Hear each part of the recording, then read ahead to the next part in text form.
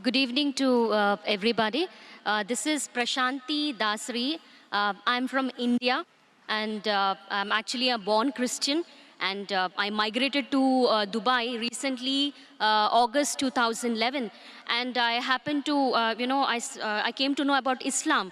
And my brother also here is in Dubai and he keeps telling us about Allah. I'm really convinced and, with all the, whatever knowledge that he shared with me, I'm totally convinced and that, Islam is the straightforward religion. And Allah is Alpha, He's Omega, He's the beginning and He's last. We cannot see sun more than 10 minutes. So how can we see a creator? So I'm totally convinced, but there are some questions, that we have doubts because since I'm a born Christian, I have total four questions to Brother Zakir Naik. The first question is, Brother, I've been listening to your videos, in YouTube that you were talking about the Holy Spirit and you specifically mentioned that Holy Spirit exists. So I just wanted to know, is Holy Spirit there in Islam according to Quran? And also there is a verse in Old Testament Bible that the Spirit of God is hovering over the waters. Spirit of God. So is Holy Spirit a separate from Allah? This is my question. Sisters asked two questions. Question number one is that there is Holy Spirit. What is the meaning and who is this Holy Spirit as per the Quran, as per Islam, as compared to Christianity? And the Bible does say that the Spirit of God hovers above the water. What does it mean? Is the Holy Spirit separate than God? Sister, we asked two questions. If I answer these two questions, will you accept Islam? I have totally four questions. So okay, so you want me to answer the first two and then you'll ask the next two questions? No, yeah, absolutely. I'm 70%, I'm convinced, whatever knowledge that my brother shared with me, and I've been watching your videos, I'm 70% convinced. I'm being very honest and very transparent. So inshallah, if the four questions are answered, yes, if you're convinced 100%, you'll accept Islam. Inshallah, I will accept Islam.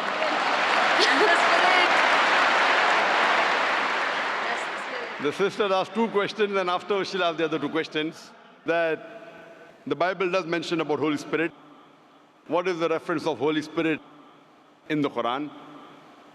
What the definition of Holy Spirit, it is not the same as mentioned in Islam, because when the Christians, when they talk about the Holy Spirit, they assume it is part of the Trinity, the triune God, though the word Trinity doesn't exist in the Bible, nowhere.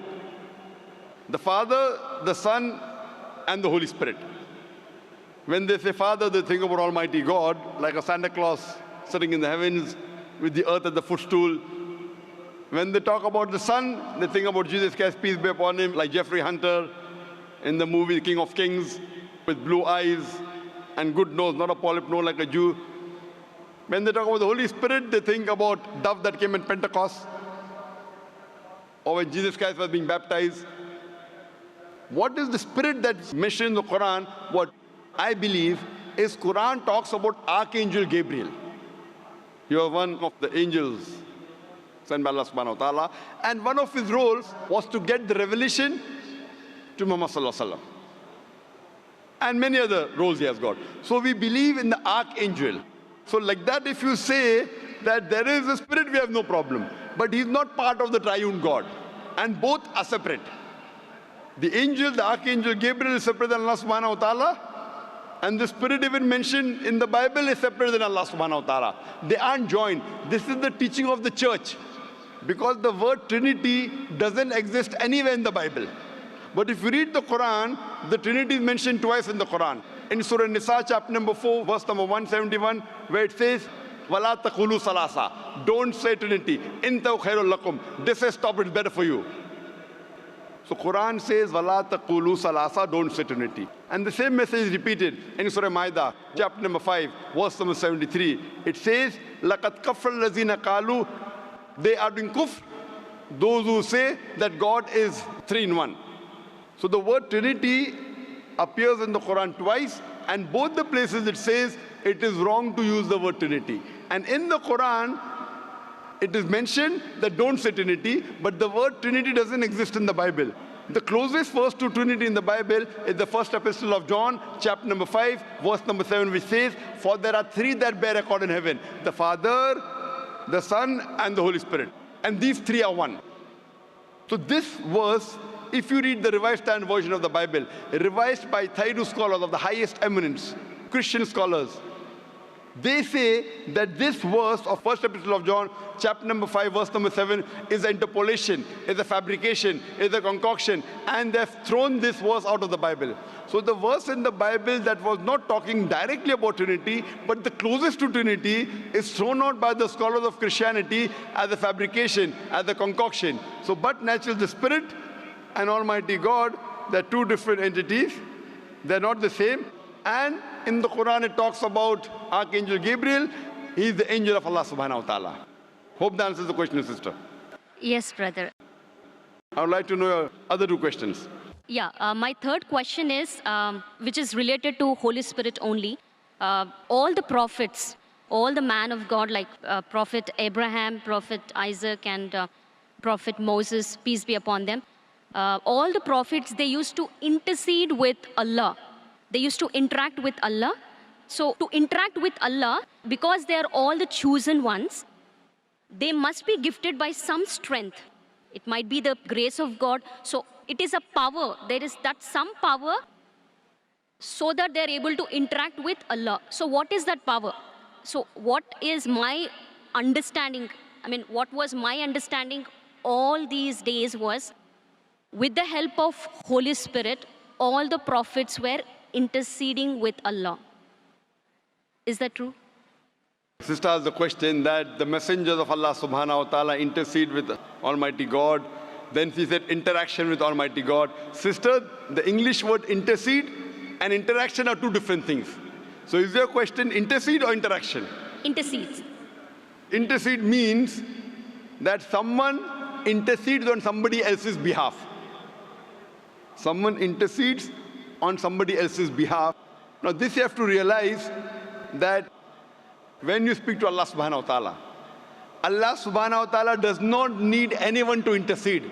The Quran says in Surah Ghafir, chapter number 40, verse number 60, "You ask me and I will answer your prayer." Allah subhanahu wa ta'ala does not require anyone to intercede with him. Why? And people give the example that, when you go in a court of law, when you're presenting your case to the judge, you hire lawyers. So like that, the messengers of God are our lawyers. This is okay and logical for a judge who is a human being, because the judge does not know who is the criminal, who is the robber. So the lawyer helps the judge to understand who is a criminal, who is a robber, who is not. But Allah subhanahu wa ta'ala has ilm ghaib. He does not require anyone to prove to him who is good, who is bad. So it is wrong to say intercede. Yes, someone can pray. A messenger can pray for other human beings. And Allah says in the Quran that Allah subhanahu wa ta'ala does not require any intercession except who He wills on the Day of Judgment. So on the Day of Judgment, Allah says He will give permission to certain people to intercede. And there are hadith saying that this special favor will be given to Prophet Muhammad, peace be upon him. So what we know from the history of all the other scriptures, as well as the Quran, as well as the hadith, that the messengers of God, they interacted with Allah subhanahu wa ta'ala. They prayed for others. But if we use the Prophet to intercede, that means if I pray that if I go through this Prophet, following the commandments of Prophet is good. But if I pray to somebody else besides Allah subhanahu wa ta'ala, that's what many of the human beings do. They pray to human beings saying they are closer to Almighty God. So if we pray through Him, God will accept our prayer faster and better. This is wrong. We have to pray to Allah subhanahu wa ta'ala directly. These prophets of God, they are messengers. Yes, they have special powers. They have special powers. They can speak to Allah subhanahu wa ta'ala. And Allah subhanahu wa ta'ala chooses certain men amongst men, chooses certain men to communicate His message to the other human beings. These chosen people of Almighty God, we call as prophets or we call as messengers of God. So Allah subhanahu wa ta'ala selects certain human beings in the world to communicate His message to the other human beings. These are called as messengers of God. So there is communication between the messenger and Allah subhanahu wa ta'ala. But that does not mean that human beings can use these messengers to intercede. That if they pray to these messengers, Almighty God will listen to us. This is the teaching of the church. That you believe in Jesus Christ, peace be upon Him, and all your sins will be forgiven. This concept doesn't exist in Islam and doesn't exist even in true Christianity. It is the teaching of the church, sister. Hope that answers the question. Yeah, my final question is, in New Testament, in one book of Acts, Paul mentioned about tongues. What do you say about tongues in New Testament? I mean, according to Islam, is that it's totally eliminated, it's not there, or the gift of tongues existed at that time? Sister asked the question that Paul said about tongues. If you give me the reference, I'll be in a better position. There are many things mentioned in the Bible about tongues. There are many verses in the Quran which speaks about tongue. If you give me the reference what you're talking about, I'll be in a better position to reply to you. But generally, there are many statements in the Bible talking about tongues. And also says, if you read the Gospel of Mark, it says that anyone who is a believer, he will be able to understand foreign tongues and speak foreign tongues. That means if you are a believer in God, then you can understand foreign languages and you can speak foreign languages. So that's what I did when I had a debate with Dr. William Campbell. I gave him a 100-rupee note. And the Indian 100-rupee note, as you may be aware, since we have got 22 official languages, I read in English 100 rupees, Hindi says 100 rupiah. I asked him to read the other 20 languages, if he's a believer, and he could not. There are many references in the Quran talking about tongues. If you read the Quran says in Surah Rum, chapter number 30, verse number 22, that Allah subhanahu wa ta'ala has created the human beings in different colors and tongues so that you should recognize each other, so that the men of understanding will understand. Furthermore, the Quran says that on the day of judgment, your tongues, your organs, your hands, they will be witness for you. What you did right, what you did wrong. There are various hadith of the Prophet talking about the tongue. So there are many references in the Quran talking about the tongue. There are many references in the Bible that talk about tongue and how to test a believer. Hope that answers the question, sister. Thank you. And my final question. Okay, I have a Muslim friend and he suggested me to read Bible Old Testament. Okay, he specifically mentioned to go through the Old Testament in Bible, and then he said read Quran. But as you mentioned specifically, that Quran is the final revelation given by Allah. So as a Muslim, what do you suggest me? Because my friend, being a Muslim, he said, follow Bible, Old Testament, and then read Quran. So, sister asked the question, one of her friends told her that first read the Old Testament, then read the Quran. Sister, it's not the must. If there is something like the Old Testament and the New Testament, then there's something like the last testament, the Quran. So when the Christians say Old and New Testament, this is the last and final testament of Allah subhanahu wa ta'ala. Now, I'm asking you the question. Suppose you have different versions and editions of a book. For example, you have gone to a medical college. Other than a medical college, Professor Keith Moore wrote some books. And his book had first edition, second edition, third edition. So would you read the first edition or the latest edition? Of course. I'll go for the latest. Latest, correct. Yes, if you really love the first edition, you know, I'm a fan of the first edition, then I said, no problem, read the first edition, then read the last edition. So if you're so much hooked on to the Old Testament, and you know your Old Testament is close to your heart, then the Quran says in Surah Imran chapter 3 verse 64, Ta'alaw ila kalimatin sawaim baina bainakum. Come to common terms as been assigned you. Then I would say that if you're so much hooked on to the Old Testament, no problem, read the Old Testament, then read the Quran, at least agree what is common. And when we read the Old Testament, New Testament and the Quran, we come to know that the thing that is common in these scriptures is that there's one God and He deserves to be worshipped. He has got no image, He is not begotten. It further says that Jesus Christ, peace be upon him, is not God. And both the scriptures say that the last and final messenger is Prophet Muhammad, peace be upon him. So sister, now are you prepared to accept Islam? Of course, yes.